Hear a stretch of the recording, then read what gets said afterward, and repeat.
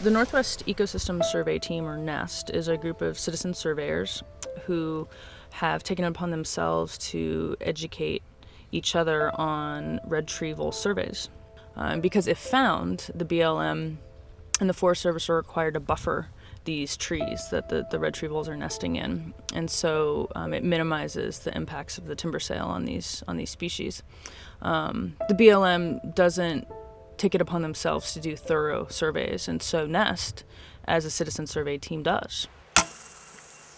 NEST found dozens and dozens of red tree vole nests that the agencies, the BLM, failed to find. And by law, they're required to offer them 10-acre buffers. So in effect, we would have had these entire timber sales buffered out had the Bureau of Land Management honored our survey data. They failed to do that, so we took it to court and basically said, Judge, the BLM has failed to even acknowledge these surveys. And we had a very successful ruling in the courtroom recently, just this past year, that protected nearly 500 acres of old-growth forests due, for the most part, to the successful surveys of the Northwest Ecosystem Survey Team. Red tree voles, they live in the upper canopy, mostly like cavities and the top of the trees.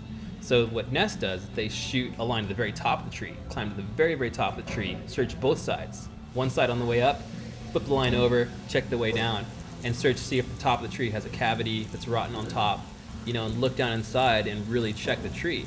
They actually scour the tree. Whereas the BLM climbers and the Forest Service climbers, they're getting paid $50 to go up, look at the nest, determine what's in the nest, come down.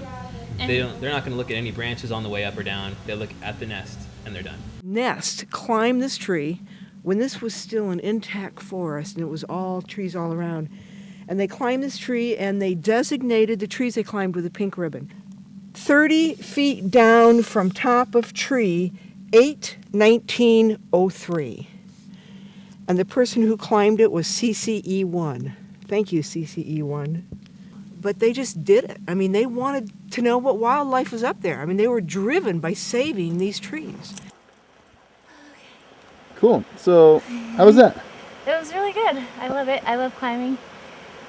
I love being in the trees, and I love seeing the forest from the canopy.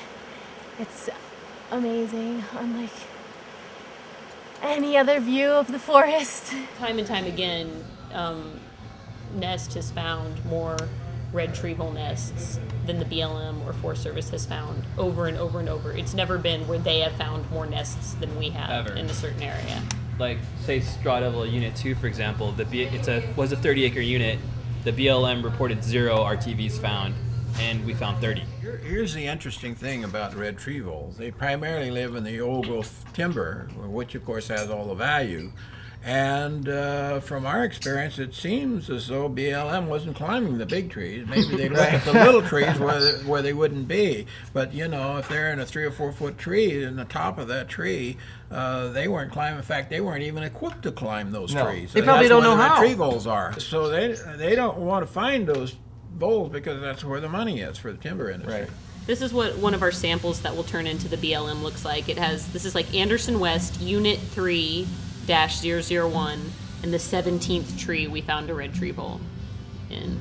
And there's resin ducts and poop. And when we learned that we could use the BLM's and Forest Service's own rules to protect old-growth forests, then we decided to do that, and that's how this red tree vole surveying came about. And so for the next 2.5 years, I spent the spring, summer, and fall climbing trees, just tree after tree, day after day. I probably have climbed close to 500 trees, I don't know. What we'll do is start at one corner of the unit and go around the edge and then go in the middle, trying to make every tree we find a red tree vole in within 100 meters of another red tree vole tree.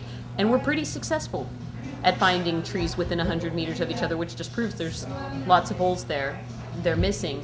And then with that, it can take, in theory, if they pay attention to it, an entire unit, barring little chunks here and there, out of the sale. you'll just, pick from the clump that you think is a nest and see if you found a nest.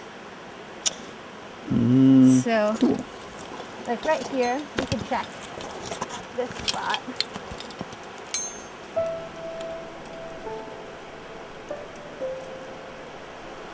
Oh my god. That's a retrieval nest. That's so funny. Holy cow, it's an old one, but you can see the resin ducts right here. They're brown, which means that they're old and dried up. And they look like little angel hair pastas in the shape of a needle. I think it's sad that citizens have to spend so much time and energy and resources watching what the federal government is doing. Like we're fighting our own government to protect our own resources.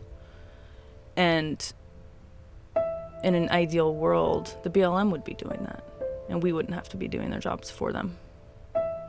You're going up a tree, and sometimes the limbs will be scattered with resin ducts like this, and you can see them. It's like a treasure hunt. But in the past, we've used NEST's survey data in the courtroom to successfully leverage successful lawsuits that have protected literally hundreds and hundreds of acres of formerly threatened old-growth forests that are now off the chopping block due to their tireless efforts in the upper canopy. So it's a lot of tree climbing, and every time I get up there, I love it. And when I find a red tree vole nest, I feel just great gladness that perhaps that tree will get saved and the red tree vole will get to live and the whole ecosystem might not be harmed.